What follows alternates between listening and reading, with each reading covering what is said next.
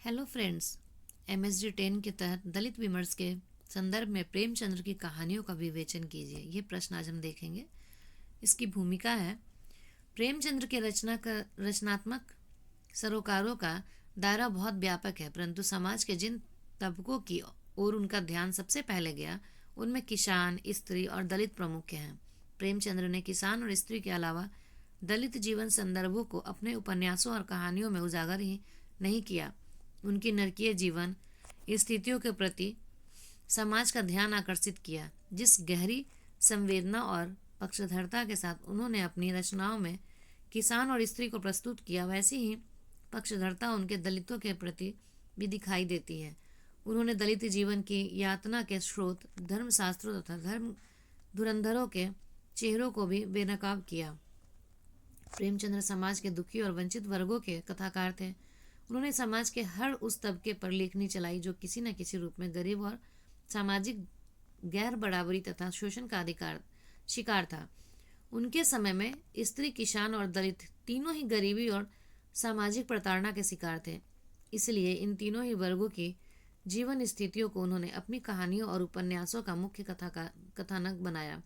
प्रेमचंद्र ने देखा था कि किसान, स्त्री और दलित केवल आर्थिक रूप से ही नहीं वरन सामाजिक, धार्मिक और सांस्कृतिक रूप से भी भारतीय समाज व्यवस्था में अमानवीय शोषण के शिकार हैं। उन्होंने अनुभव किया था कि भारत में दलितों की जीवन दशा काफ़ी हृदय विदारक है। इसके मूल में समाज में व्याप्त गैर बराबरी और सामाजिक असमानता तो है ही।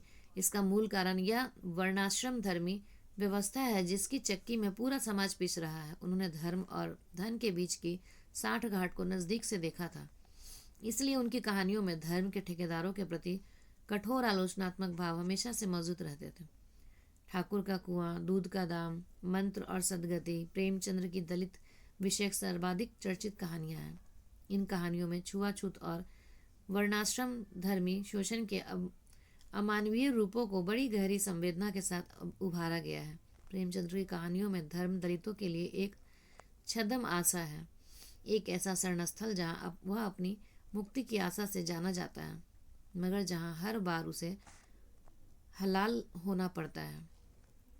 सदगति का दुखी अच्छी साहित्य की लालसा में मारा जाता है। विडंबना यह है कि दलित इस पवित्र बंधन में ही अपनी मुक्ति देखता है, मगर प्रेमचंद्र की दलित विषयक कहानियों में प्रतिरोध के स्वर भी कम नहीं है, बेशक वे स्वर बहुत कमजोर और मंद है। दूध का दाम का मंगल खेल में हमेशा ही घोड़ा बनते रहने से इनकार कर देता है। मंगल का ये एक प्रश्न था कि मैं बार बार घोड़ा ही बनूंगा या सवारी भी करूंगा। ठाकुर का कुआं में गंगी का मन इस कथित ऊंची जाति वालों के विरुद्ध बीमार पति के लिए कुआं के पानी के लिए विद्रोह कर बैठता है। प्रेमचंद्र ने गंगी के मुंह से कहलवाता है कि ये ऊंच क्या सिर्फ इसलिए है कि गले में तागा लपेट लेते हैं, चोरी ये करें, जाल फरेब ये करे, झूठे मुकदमे ये करे, किस बात में है हमसे ऊंचे। विद्रोह की भावना से भरी गंगी ठाकुर के कुआं से पानी भरने का साहस कर बैठती है। यह और बात है कि भाई के मारे उसके हाथ से घड़ा कुएं में गिर पड़ता है, लेकिन सांकेतिक रूप से यह प्रेमचंद्र ने दलित विद्रोह को बड़ी सफाई से चित्रित कर दिया है। मंदिर शीर्षक कहानी में नायिका सुखिया दलित है। वह अपने रोगी पुत्र के ठीक होने के लिए मंदिर में पूजा करना चाहती है, लेकिन पुजारी द्वारा अनुमति न मिलने के कारण वह ऐसा नहीं कर पाती। सुखिया का पुत्र अंततः मर जाता है। दूध का दान की नायिका भूंगी भी दलित है। वह उच्च वर्गीय महेश नाथ जी के घर जच्चे खाने में काम कर रही है। महेश जी की पत्नी के बच्चा होने पर जब वह शिशु को दूध नहीं पिला पाती, तब भुंगी अपने नवजात शिशु को दूध न पिलाकर महेश जी के पुत्र को दूध पिलाती है। विडंबना यह पाखंड देखिए कि अपने पुत्र की जान बचाने के लिए उन्हें एक दलित स्त्री के दूध में कोई छूत छात नजर नहीं आता। प्रेमचंद्र के दलितों से संबंधित लेखन पर विचार करते हुए उनकी कुछ अन्य महत्वपूर्ण कहानियों का विवेचन भी जरूरी जान पड़ता है। इन कहानियों में भारतीय समाज, खासकर हिंदू समाज का अपराधी चेहरा साफ साफ दिखाई देता है।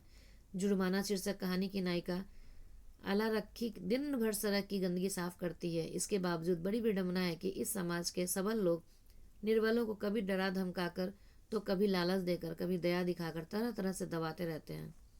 उन्हें बस अपने स्वार्थ की चिंता रहती है।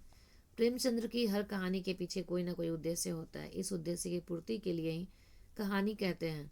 इसलिए उनके पात्र का चरित्रांकन उन उद्देश्यों को पूर्ति के लिए किया गया है। प्रेमचंद्र के दलित पात्रों का संबंध बाहरी जीवन की असंगतियों से अधिक रहा है। प्रेमचंद्र ने अपने पात्रों के मानसिक द्वंद्वों को बहुत महत्व नहीं दिया है। इन सब सीमाओं के बावजूद प्रेमचंद्र के पात्र अपने समूचे चरित्र में कहीं से भी बनावटी या कृत्रिम नहीं लगते हैं। वे हमेशा हमारे आसपास और बीच के सजीव पात्र से लगते हैं। प्रेमचंद्र के चित्रांकन की यही विशेषता उन्हें महान रचनाकार बनाती है। निष्कर्ष देखेंगे, दलित और सामंतों के बीच मनुष्य और मनुष्य के भेद करने वाली मानसिकता और उससे आधार देने वाली धार्मिक रूढ़िता के पोषक चरित्रों पर भी उन्होंने जमकर प्रहार किया।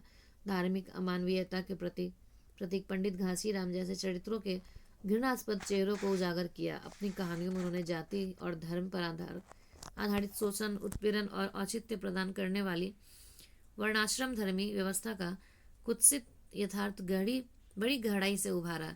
प्रेमचंद्र से पहले जाति और धर्म के शोषणमूलक आचरण पर किसी ने कलम नहीं चलाई थी। दलितों और अवर्णों तथा गरीब किसानों को कहानी का केंद्रीय विषय बनाने का श्रेय अकेले प्रेमचंद्र को ही जाता है। MSD 10 का या फिर 9, 10, 11, 12 जो भी है, ये सब 50 नंबर का होता है और 2 घंटा का टाइम मिलता है। तो आप इन चीज़ों का ध्यान रखें कि बहुत बड़ा अगर आप उत्तर लेके चलेंगे तो आपको इतना ज़्यादा टाइम नहीं मिल पाएगा वहाँ पे, और थोड़ा स्पीड भी आपको अपनी अच्छी रखनी पड़ेगी लिखने के लिए। तो चीज़ों को सारगर्भित करके लिखें। और आपको अगर नोट्स अच्छा लग रहा है, आपके ज़रूरत का तो है, मुझे पता है, क्योंकि इतनी चीज़ें अपने आप लिखना और समय का अभाव होना, ये सब चीज़ें एक साथ नहीं हो पाता है।